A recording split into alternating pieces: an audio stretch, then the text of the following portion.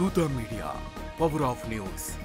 నమస్తే, welcome to Dootha media. నేను పవన్. సంగారెడ్డి జిల్లా పటాన్చెరు మండలం పాస మైలారంలో కెమికల్ ఫ్యాక్టరీలో ఘోర ప్రమాదం జరిగింది.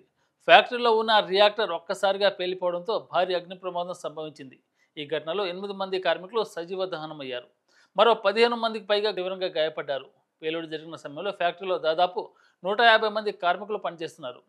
రియాక్టర్ సెకండ్ ఫ్లోర్ సమీపంలో ఉన్న కారణంగా పేలుడుతో అక్కడున్న వారు గాలిలోకి ఎగిరిపోయారు. కొంతమంది దాదాపు 100 మీటర్ల దూరం పడిపోయినట్లు ప్రత్యక్ష సాక్షులు చెబుతున్నారు. పేలుడు తీవ్రతతో సెట్ కూలిపోయింది. పలువురు శిథిలాల కింద చిక్కుకున్నారు. సంఘటన స్థలానికి వెంటనే ఫైర్ సిబ్బంది, ఎన్డీఆర్ఎఫ్ బృందం, రెస్క్యూ టీంలు చేరుకుని సహాయక చర్యలు ప్రారంభించాయి. ప్రమాద స్థలాన్ని పరిశీలించిన అధికారులు శవాల గుర్తింపు కూడా కష్టంగా మారిందని పేర్కొన్నారు.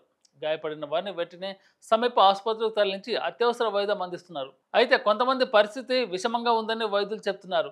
ఈ ప్రమాదంపై ప్రధాని నరేంద్ర మోదీ తీవ్ర విచారం వ్యక్తం చేశారు. అగ్ని ప్రమాదంలో ప్రాణాలు కోల్పోవడం అత్యంత బాధాకరమని ఆయన పేర్కొన్నారు.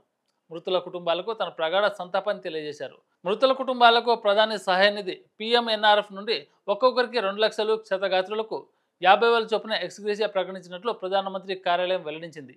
కెమికల్ ఫ్యాక్టరీ యాజమాన్యంపై కార్మికుల కుటుంబాల్లో తీవ్ర ఆగ్రహం వ్యక్తమవుతుంది. భద్రతా చర్యలు పాటించడం వల్లే ఈ ప్రమాదం జరిగిందని వారు ఆవేదన వ్యక్తం చేస్తున్నారు. పరిశ్రమలో ఏ విధమైన రక్షణ చర్యలు తీసుకున్నారో అధికారులు స్పష్టత ఇవ్వాల్సిన అవసరం ఉందంటున్నారు. ఇటువంటి నిర్లక్ష్యం వల్ల ఇప్పటికే జిల్లాలో గతంలోనూ అనేక మంది ప్రాణాలు కోల్పోయారని ప్రజలు ఆందోళన వ్యక్తం చేస్తున్నారు. ప్రమాదం జరిగిన సమయంలో కొందరు శబ్దం విని ప్రాణ భయంతో పరుగులు పెట్టారని స్థానికులు చెబుతున్నారు. కాగా ఇప్పటికే మంటలు పూర్తిగా అదుపులోకి రాలేదని అధికారులు వెల్లడించారు. ప్రమాద స్థలంలో సహాయక చర్యలు కొనసాగుతున్నాయి. అయితే పూర్తి స్థాయి దర్యాప్తు తర్వాతే అసలు కారణాలు వెలుగులోకి వచ్చే అవకాశం ఉంది.